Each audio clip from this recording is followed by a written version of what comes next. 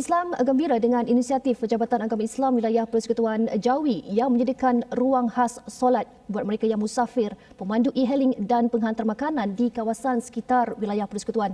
Berita Al-Hijrah siang tadi menerima maklum balas positif mengenai perkara itu daripada mereka yang bekerja dalam kategori tersebut. Apatah lagi tidak perlu lagi menunaikan ibadah wajib itu di tepi jalan sebagaimana pernah terjadi semasa PKP Mac lalu. Hanisa Hasanuddin melaporkan. Masjid Negara antara masjid di wilayah persekutuan yang menyediakan ruang khas solat bagi golongan berkenaan. Jika mahu memasuki masjid, mereka perlu berjumpa dengan pengawal masjid di pintu hadapan bagi memaklumkan tujuan untuk berhenti menunaikan solat. Sebagaimana kelaziman, pengguna perlu mengimbas kod MySejahtera dan menyaring suhu badan terlebih dahulu.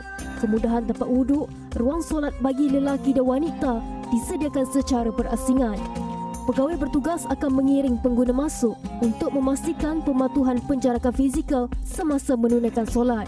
Penghantar makanan dan pemandu e-hailing yang ditemui rata-ratanya amat berpuas hati dengan pembukaan ruang solat khusus ini. Ada yang mengesyorkan agar negara lain juga mengikuti jejak langkah Masjid Negara supaya dapat memudahkan pekerja seperti mereka untuk menunaikan rukun Islam yang kedua itu. Dia memudahkanlah. Sebab tak payah nak cari tempat solat tu lain. Kalau kadang-kadang saya kena balik rumah kalau tak jumpa masjid atau surau yang boleh solat.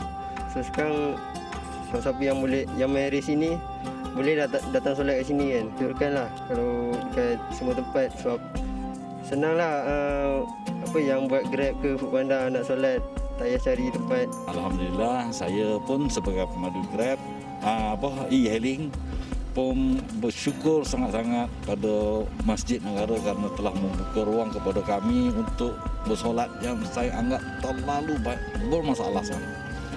Usang kita pekerja macam saya ini berada di mana-mana, kadang-kadang kita tak ada tempat solat. Sementara itu, Imam Besar Masjid Negara Ehsan Muhammad Hosni berkata pihaknya akan memastikan segala SOP yang ditetapkan kerajaan sentiasa dipatuhi pengunjung.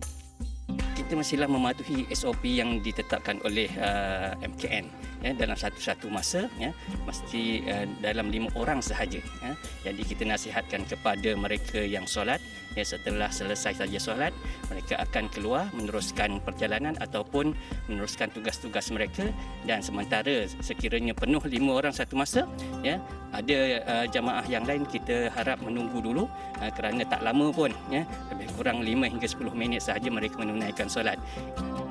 Beliau berharap dengan inisiatif berkenaan, ia dapat memudahkan urusan mereka yang bekerja di dalam sektor terbabit. Masjid Negara membuka ruang khas solat tersebut bermula seawal jam 5.30 pagi hingga 10 malam setiap hari. Hayya 'alas solah, hayya 'alal falah. 2 baris di dalam laungan azan itu amat sesuai untuk situasi kali ini.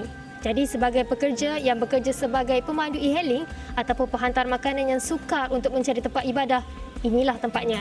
Jadi sebagai pengguna, gunalah kemudahan ini sebaik mungkin dan patuhi segala SOP yang telah ditetapkan.